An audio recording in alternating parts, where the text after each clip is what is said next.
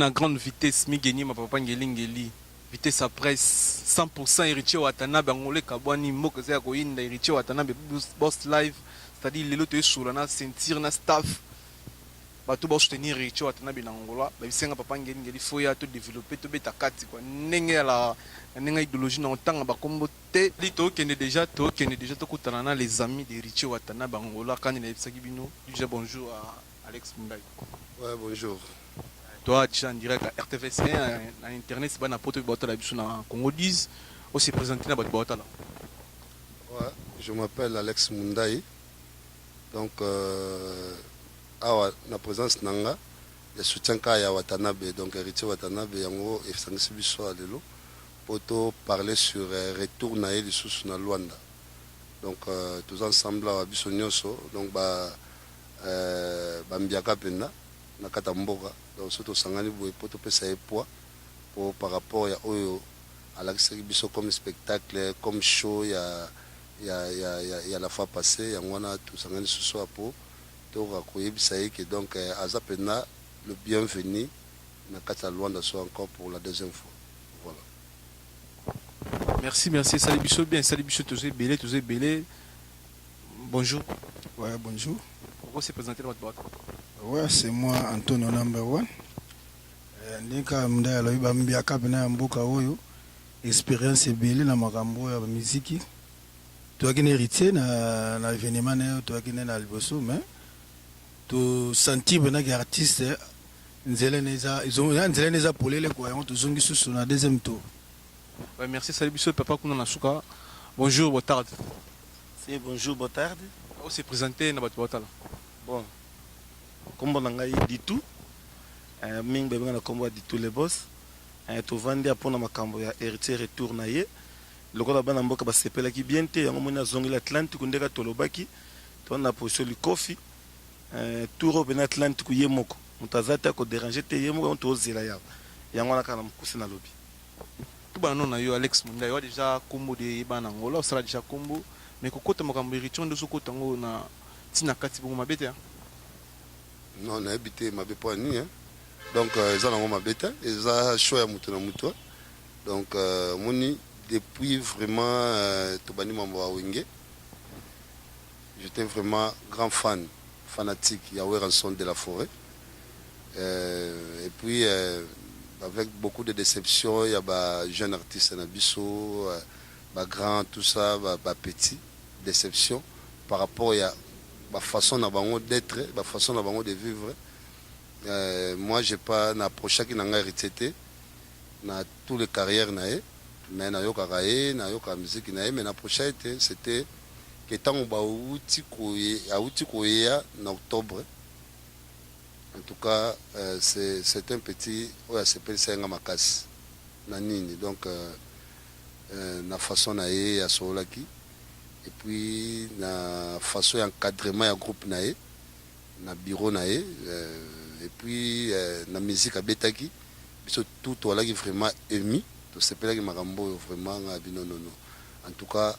qui fanatisme na zongishango le susu eza animé à partir ya héritier Watanabe. Donc na tikala déjà ko boya ko la fanatique ya musicien moko depuis le lot plus de 10 ans donc on a reçu fanatique à musicien moko. Mais le Lopena, la bêtise c'était donc Mundai, donc soutien, fanatisme, héritier Watanabe à 100%.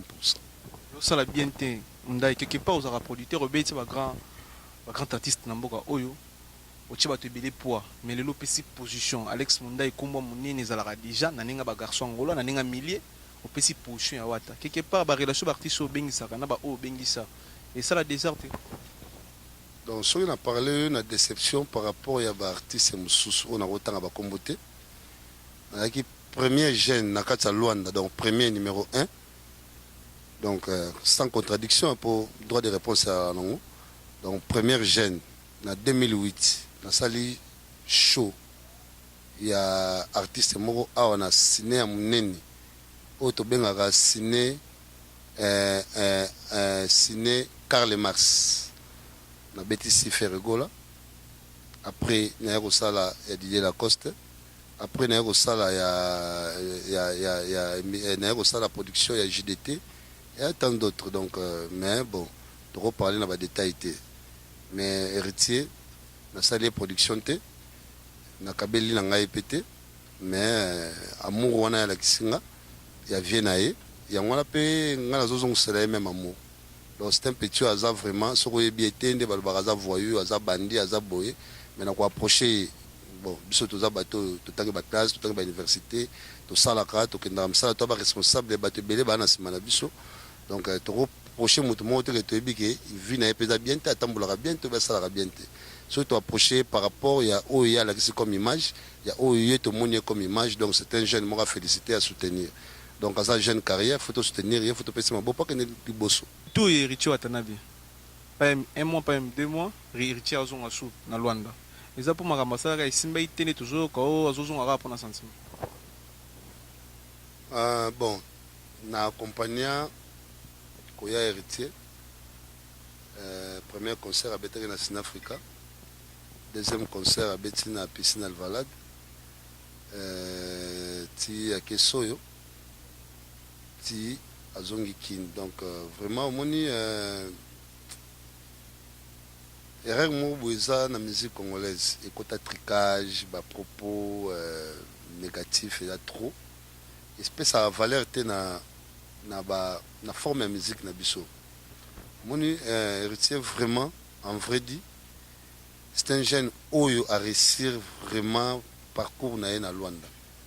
Abeti concert avec beaucoup de calme, beaucoup de tricage, beaucoup de trucs et pasaki. Mais et puis abeti concert wana sans pub na salle oeza na milieu oyo eza reconnu bato na Luanda ba ebi eza reconnu milieu le plus dangereux pour na makamba ba bongo soki ba communauté so batondi eza randé nini. Non, tu as concert au monde c'est ça, mais grâce à héritier petit concert et puis sans publicité à réussir en haut. La même nuit même nuit to la muki samedi et on a sous contrat mususu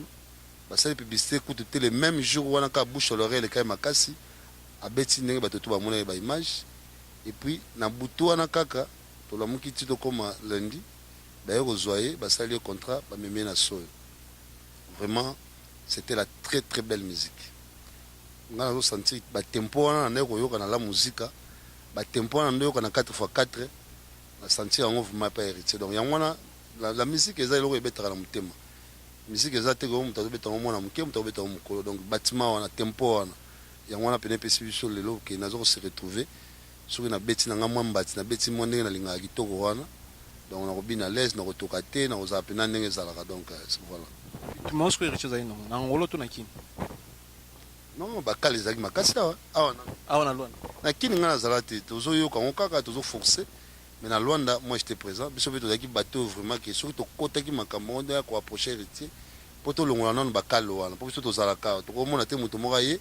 a ya ko freiner mutu donc ezaka faire yo sala faire na yo muninga pas sala faire na ye. Donc mona ke héritier yaki lokwa mutu mobaya na bakali donc biso beto zaki ko to te to bité bakali to tika ngo zate de tous les boss à Télémi et to sangani ba number 1 ne to sangana ki bune to zabwe to Téléma ki pena makasi pour te pousser lo kwa ngo mutako raté si to poussa ki ngo pena rita beti ndule ezaki toko ndule wana plein à craquer di banda ezaki kutu kuna no ba beta concert a prix wana te beta concert à 3000 kwanza na milieu wana batu batonda na zalati donc il fallait batu avec li banda ba ki na bambongo mo bo ya mike net ba 2000 producteur aboy au coach bango yango na tour na petit pena merci makasi na président na producteur azobetsaye Nixon c'est un ami Nixon vraiment beaucoup de force na ndenge so azobenda so héritier pour la deuxième fois Son cas les mêmes producteurs avec ce que toi diboson. non aza producteur oyo ayoki héritier amoni mo pepe héritier aye les sous ko contracter héritier donc aza producteur abetseke liboso to aza producteur mususu aye sous ko betsaye donc déjà avant héritier kitakine tozaki na salle ba to ba monaki ba photo l'externe ba Facebook ba Joka ba BH ba Sylvain BH ba Charlie ba Champagne ba massa tout ozaki wana to kangaki photo de tindaki le 30 septembre jour salle et futamaka et pardon le 30 octobre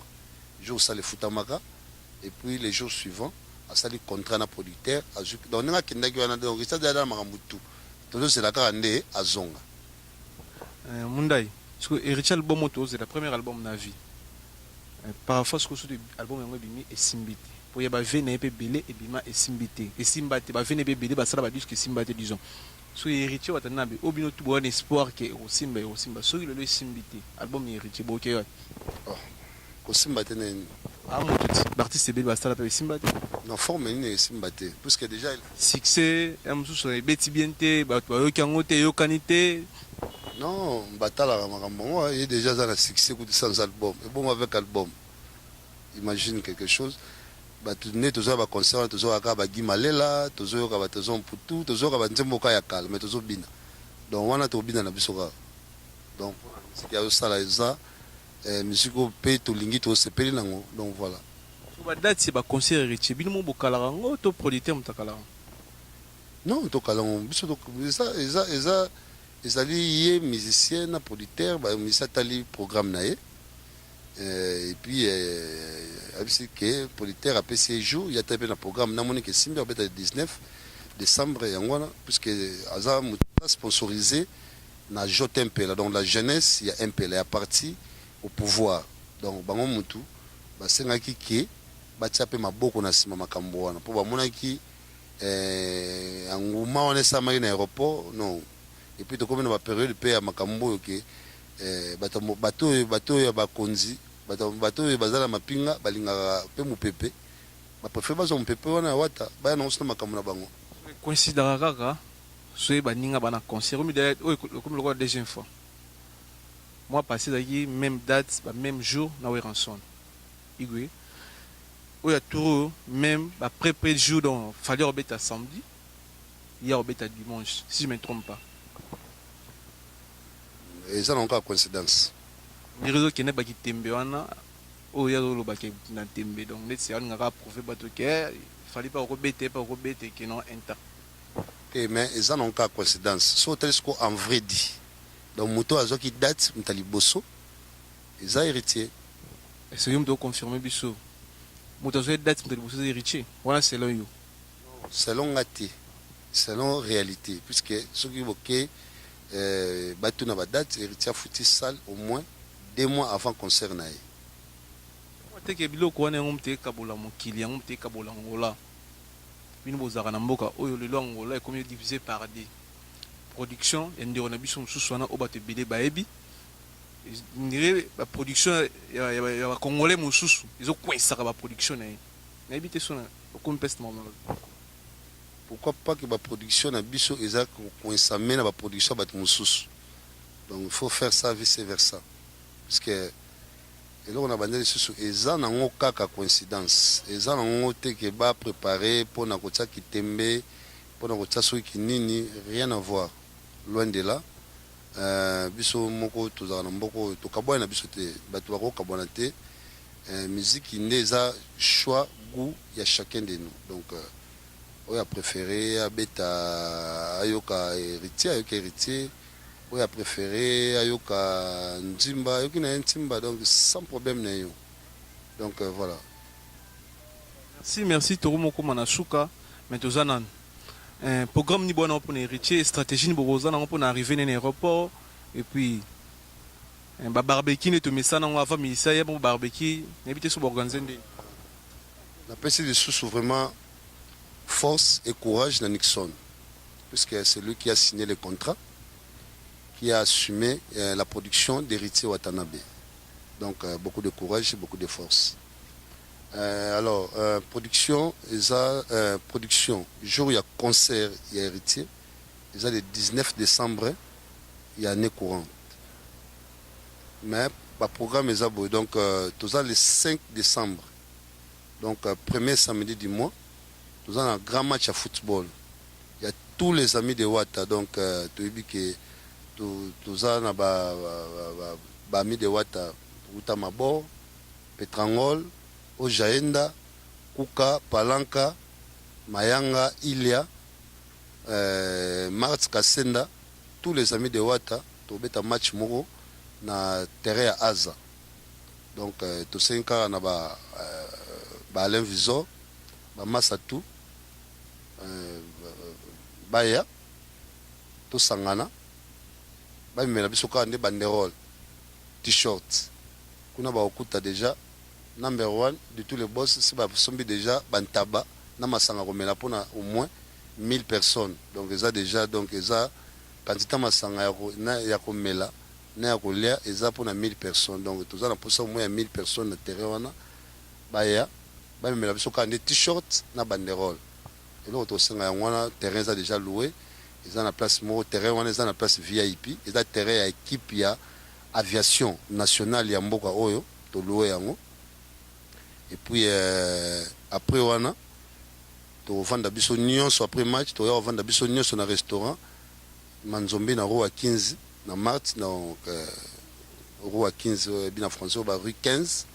na Marthe tovanda wana po to passer sentada wana ti motu moko na moko akolemba kolangwa kokoka su kolia to komela te azongi ndako donc vraiment les belles filles ya mboka oyo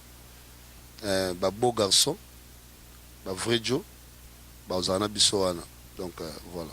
côté sécurité bo gérer ndeni sécurité bo tshaka bando na biso ba Congo bo tshaba ba shungu po to za na siri do web na ndulo vine na o me no champagne tina suka uzoki pété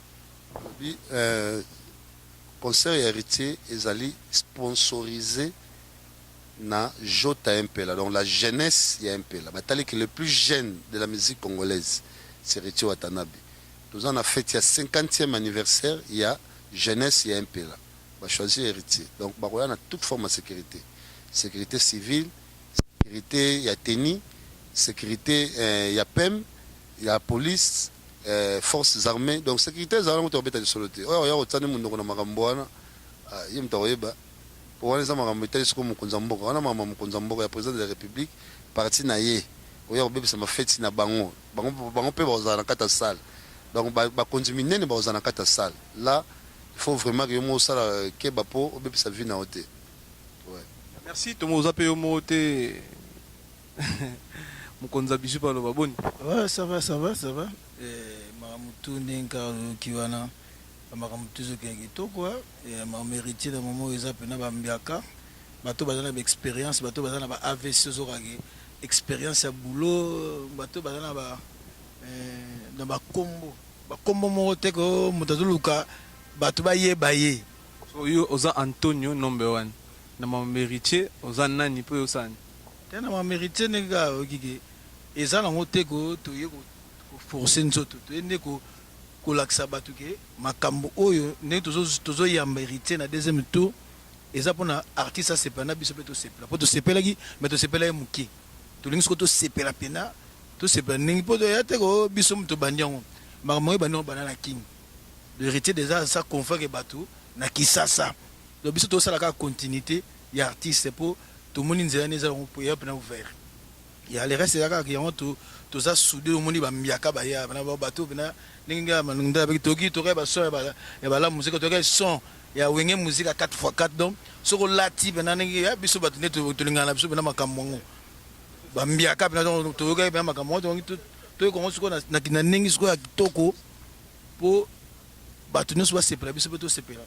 soko number 1 Bijo Antonio des conseils ou conseils pour Héritier Watanabe na carrière solone. Bon neti wata nanenga alinga musique po makambo eza mama amutu ko sa assembler te logo zarana ye logo amutu na yo ana ba défaut na pe bato bele bazolo bana ngala ba défaut yo zarana conseil ko pesa te ke petit te musique ya Congo yo senga eti ba wata foza na moi ngwasuma moko wana foza na moi grifficité mo boy ozano bomino mutu te mais ozo telemela musala na yo ke malamu ningi wata do ningi wata pour mira ke eza pe idée moi sikala kata musique congolais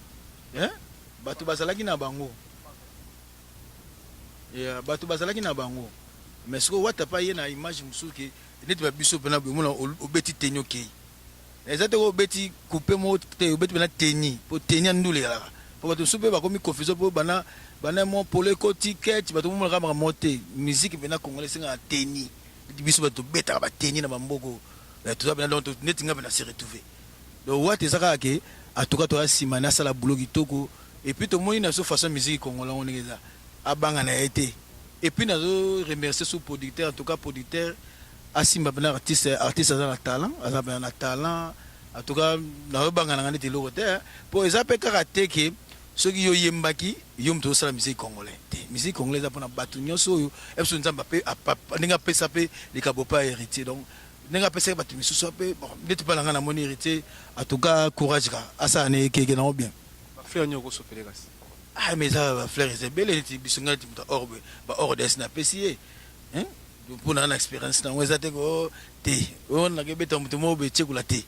oyo nakende mpa tata moko be nalelela ye te donc ngai moko patron ngai moko leader donc naza na capacité oyo eza te ko na te naye mpena mpona mama oyo te ko nakomi diem te toyekaka po totiaka makambo yango ekende kilo mpo bambiaka mpo mboka ekomi neti mwa nyungu mwa batheatre mo be bato mwa mike mona obimi nayoka so na neni nozowela neti moto wana mondai asala makambo ya miziki oyo toyoka te ko mondai boye o boye mpo nini naza mbiaka mpo makambo eza mama esprit eza makambo soki ate mpona moto mwa obimi boye ozoluka babengo boye oluka ba te bayala bato mosusu babengaka bango donc atindi moto te me baye babengaka déjà number one ale mondai donc eza donc di tous les boss eza te kwa apesi bato mbongo bona kolukaka bato ngai nani oyo te biso niti soki bambiaka towana biso nyonso na baya ebele neti bazabe lopez bagile banini sikoyo bamisu nde baosediseka bango moko mpo bayokomprendre te ke makambo ezosenga batheatre te ezosenga mpe baréunion te ezosenga kaka ke banani bakosoutenir artiste azoya c'est ça ope bato misusu nde baosala kuna ope motu mo azosoutenir fali azoya c'est ça ezosenga nango te ko réunion moko boye te mizango kaka bavolontaire bato otika bapaki na ménage et c'est ça ouais c'est bon ça dit bien musique échange c'est-à-dire musique échange quand les là dans ça aux fanatiques à mon donc n'habiter papa s'il vous plaît nako trop moi juste interview bébé tous en abino boy après album tout le monde abino te ba msusu balandi na wa libanga ba ochaka na poids dans un premier étape na libanga n'habiter yo zana biso zana wata ngon direct na suko bende te nalandi libanga te ponga mutu na banda ko bwaka nga banda kala c'est Mopao eza libanga te mboni de tous les boss oui Mopao abanda ko bwaka nga da banda kala ba mise bele pe ya Congo déjà ba bwaka na bango eza libanga te ezaka ko sepela na ye quoi oni oya pression au cheriche pour netu sepeli na nini oza aperiche oui eloka liboso da mbali boso nga pena na za la proche trop ya ba mise na proche ba mise te mais touro ayaki ba master ba invitaki ayawa bon ba invité pe collaboration na nga na ndenge complication ezalaki pona mo ba difficulté bazalaki nango bon na sola kinaye tozalaki na ye bon namonaki nayebi te nde bato balobaka mais pona nga comportement na ye nasepelaki nango na banda koloba ne abanda koyoka tobanda kozalaki ne mingi nde yango asengaki te bavie na nga bomeka kotyanga mwa mpona ndenge nazali awa eloko nkende bien mpona trouble ezala te tous les deux côtés yango biso tokotaki parce que côté kuna mpe aza famille na biso ami na biso côté oyo mpe baza bandeko tozala na mboka moko mpo kimi ezala yango tokotaki yango kimi ezala kuna kimi ezala mpe kimi ezala ndula eleka bien mais na sepe peut tan lelo ta ba jeune tan lelo fo neti ba héritier oyo na musique on niveau moni trop au vivre peut trop conseil nyoko pe héritier na carrière solo na bon conseil kana ko pe héritier na carrière solo aza ko mikitsa a respecter la mikolo ayoka ka mingi mutu nyonso azaka na mabeni azaka pe na bolamu mingi tolobela kama ba mutu me pe to pe bolamu mutu esalaka pe bien yango pe pesaka pe monsieur pe avenir malamu c'est tout yango. Merci. Tokoma ko mona suka papa et puis mon ba remerciement na bato ba chopé poids l'autre monika yo mais ebelo ndire bana sima no ba remerciement na bato ba dibaye bato atsala bango poids te nga za na nga de na poids donc na singa na poids te mais ba masa tozaka na bango bazanga raté so na tsana kota mikili na tse papier tambe mpangi pena ya kati alino sele mpangi michorotofio buya petit na nga pena ya palais Patrick de Panama yo yebiti kala te tozala bino so elongo na kina Panama wana petit na nga boga lula vraiment ozala na mutema so to ena mboko oyo atali na Paris wana so petit na ngai pena wana mwana palais beni mawete palais pe na Luanda ba masa ko tozala bango déjà bango bayibi vous avez le père absent to bossa na rayote yebi ka to bossa na rayote to sala bongo kaka donc pire petit palais Oliver Amawete on a petit parler donc na robenga nyonso ba jansi katakata on a bata parler on entend ka bata ndako bale visor non le bata parler to sengi bato tout ya mabor moni to za penza le loko ke mabor petrangolo o jaenda palanka bata bato to zana bango R2 moni biso zana sur le koto na ville to bato te to kanga makoto to vandaka mo bomona dimanche mona zana na mabor nazo lia nga nazo mele pa jansi katakata on a lia nazo mele pa li jonde kende mo papa visor donc to vandaka bongo mo na zana nga koto pa mateva to vanda suna palanka wana to lia to mela donc tous arabons na bateau donc voilà donc bateau tout aux arana bango na senga soutien ya wata ezala vraiment makasi na pesi ba masa tout ba mote belé donc soutien ka ya wata to zela wata donc wata ninga zo zela matobi ke ndole ezala 100% VIP vraiment bah merci beaucoup à tout le monde na Joka na Kin Sylvain BH équipe à Wata vraiment en tout cas le Rwanda na robeta en CTA je vis des orchestres je vis des groupes mais côté organisation il y a bureau on a pour la première fois Nathalie Sylvain BH c'est un garçon évolué étudié et puis de la classe Nathalie Charlie Nathalie Champagne en tout cas na mona on a rectifié na bureau on a été bada bateau na vis-à-vis nanga ba rapporter nga sous le mobo na vie c'est l'organisation on a moni pa wata ya on a bloqué tout ça to kangama na pechango pour na ba sens wana ba bon sens au bateau ning ba monité mais bo approcher bo soko ka musique bo comprendre que côté na bango pe na côté biso to tie poids to tsango ka na par hasard te to tsango na sentiment te pour to rappeler ta sentiment te to tsango pona côté on les appelle na makambo bien organisation ba talent boulot bien tobini ba AVC tobini ba pile tobini ba un peu de whisky donc tobini kitoko makasi zaka na concert moko ka clan tubi ba concert monsieur Roya non aza jeune moko chaque fois soit sali concert azora toujours production mususu bon toujours souhaiter que peut-être bato baza déjà bazo zelake ba memena ba lukapa bato bazo benga ya ndeni est-ce que Roya pena kamfufu ya ndeni Roya pena lukapa bon ce que tu as le programme na est-ce que tu as accepté que ça soit production mususu mais pour l'instant ça na production moko merci ça biso bien bata poto tout pesi bino mbote Fiston Manisa grand garçon ya baleki to pesi mbote nzola japonais finiti wantara Poliguchi masananga garçon pote pe Rita Pacheko ya ba Pacheko quoi ba sir toi mi ki designer moi envoie c'est-à-dire zaina moi envoie même peu de respect quoi c'est-à-dire wana moi c'est mbongo moi c'est mbongo moi ça pam te zaina moi envoie to pesi mbote Régis Soki abina bisabino boye bana gal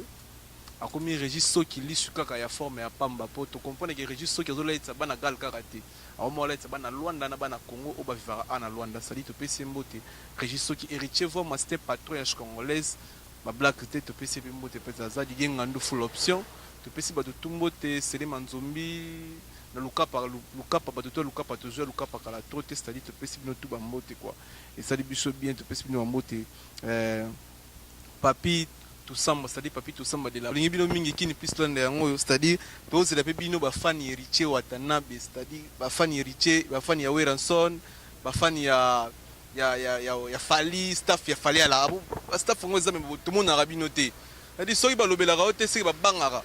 c'est-à-dire faut mutu pena ya alwa nga fanatique ya Fali asoli ma Fali to c'est la bino ba fan Fali ba fan Ferre ba staff Ferre ba staff nani ba o to mbeka juste staff héritier Watanabe bato ba kombo ma signer pena gara kende kuna bobo kana bino ngati yet qualité o dai héritier Watanabe ya bongo uganga raté ke ngala ramta Fali mais na tifo le garati ya ko sa position mikolo za position staff ya wata yango kit complet c'est-à-dire check tout ensemble